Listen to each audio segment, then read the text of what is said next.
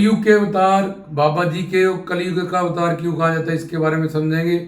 कलयुग 4,32,000 वर्ष का होता है, जिसमें अप्रॉक्स अभी तक 6,000 साल बीते हैं। कलयुग में काम क्रोध लोभ मोह अहंकार का प्रभाव जीवों पे बढ़ जाता है, याददाश्त की पावर कम हो जाती है, उम्र भी कलयुग में कम रहती है। और युगों में माया के और काल के और काम क्रोध लोभ मोह अहंकार के और जो इन विकारों के प्रभाव हैं, माया के जो प्रभाव हैं, वो आदि देविक आदि भौतिक आत्मिक त्रिताप त्रिकर्म चार दोष पंच क्लेश, इसका प्रभाव जीव पे ज़्यादा रहता है। तो कलयुग के अवतार, लेकिन कलयुग में हम अगर थोड़ा भी सेवा सिमरन भक्ति करते हैं, तन मन धन से सेवा करते हैं, तो उसका फल हमें बहुत ज़्यादा मिलता है। क्योंकि सतयुग द्वापर युग त्रेता युग कलयुग, इन युगों में पाप या काम क्रोध लोभ मोह अहंकार का जो प्रभाव था, अधिपत था, वो कम था।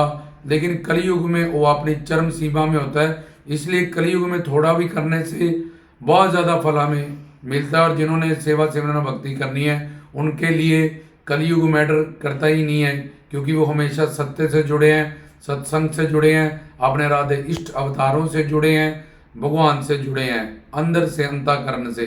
तो कलयुग के अवतार, अवतार होता है अवतरित होना, उतरना। भूर्भुव स्वः महाजना तपा सता बिरजा परव्यूम। परव्यूम में परमात्मा विष्णु के 24 अवतारों का ये लोक है, उसके नीचे बिरजा, और उसके नीचे ये हम भूलोक पे खड़े हैं। भूर्भुव स्वः महाजना तपा सता। तो यहाँ तक माया और इसके आगे परव्यूम लोग, और उसके आगे वैकुंठ धाम या शिव लोग या शक्ति लोग, इन सब लोग, ये सब लोग काल माया से परे हैं। ये सतलोक में आते हैं, जहाँ पे माया नहीं है, जहाँ पे जन्म मरण नहीं है, जहाँ हमारा सच्चिदानंद ये लक्ष्य हमें प्राप्त होता है। तो बाबा बालकनाथ जी शिव के आंशिक अवतार हैं। जैसे विष्णु जी के आंशिक अवतार कशमश्वर हैं, तो परव्यूम लोग विष्णु लोक के साथ परव्यूम लोग के, जहाँ परमात्मा विष्णु जो साकेत लोक में, जब वैकुंठ धाम में साकेत लोक प्रभु सीताराम जी का गोलोक, राधा कृष्ण का, लक्ष्मी नारायण जी का वैकुंठ धाम, उनके जो आंशिक अवतार उसको परव्यूम लोक परमात्मा विष्णु के कश लोक, मश लोक, वर्धा लोक, नरसिंह लोक। ऐसे ही शिव लोक से बाबा जी अवतरित हुए।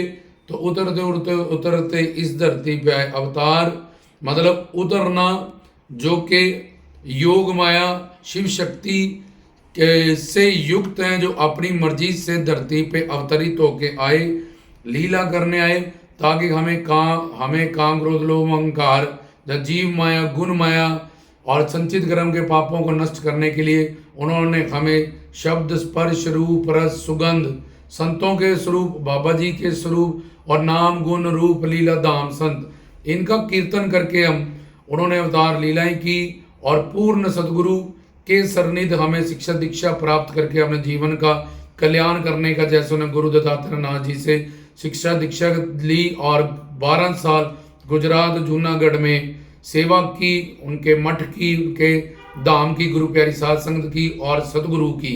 वही उपदेश बाबा जी ने हमें दिया और अवतार धारण करके हमें कीर्तन की सामग्री दी, और पूर्ण गुरु के सरनिध चोली चिमटा सिंगी प्राप्त करके, शिक्षा दीक्षा प्राप्त करके, साधना करके, तन मन धन से सेवा करके, गुरु की कृपा से, बाबा जी की कृपा से, शिव पिता परमात्मा की कृपा से अपने जीवन के जो लक्ष्य सच्चिदानंद है, आनंद प्राप्ति, सुख प्राप्ति और दुख निवृत्ति के, हर तरह का दुख मिट जाए, इसका लक्ष्य कैसे पूरा होगा। हमें कीर्तन की भी सामग्री दी, सिमरन के लिए भी हमें मंत्र दिए, और गुरु पूर्ण गुरु का लड़ पकड़ के शिक्षा दीक्षा देने का भी उपदेश दिया। तो बाबा जी कलयुग के अवतार हैं। बाबा जी के मंत्रों का सिमरन करें, बाबा जी के कीर्तन चौकी लगाएं, और पूर्ण गुरु से शिक्षा दीक्षा प्राप्त करके बाबा जी के बारे में कल्याण करें। तो जो भी हम बाबा जी से चाहेंगे, फिर जगदानंद, ब्रह्मानंद, प्रेमानंद,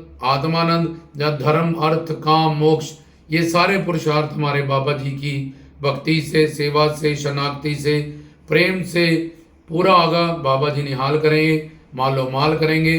कलयुग में बाबा जी अवतरित हैं और बाबा जी अवतारी हैं, जिनके पास सब अवतारों की शक्ति उनको बख्शी गई है। इसलिए बाबा जी के लिए कुछ भी असमर्थ नहीं। वो शिव रूप, सर्वज्ञ, सर्वंतर्यामी, सर्वव्यापक, सर्वदृष्टा, सर्वव्यापक, सर्वदृष्टा, सर्वशक्तिमान, सर्वज्ञ हैं, जो हमें कुछ भी दे सकते हैं। और हर वक्त के हमारे संकल्प पे, हर वक्त पे, हमारे कर्म पे कि हम सेवा सिमरन भक्ति कर रहे हैं, तो हमारी झोलियां भरने के लिए हमेशा हाजिर नाजिर है। जय श्री सतगुरु जोगी पीर धाम।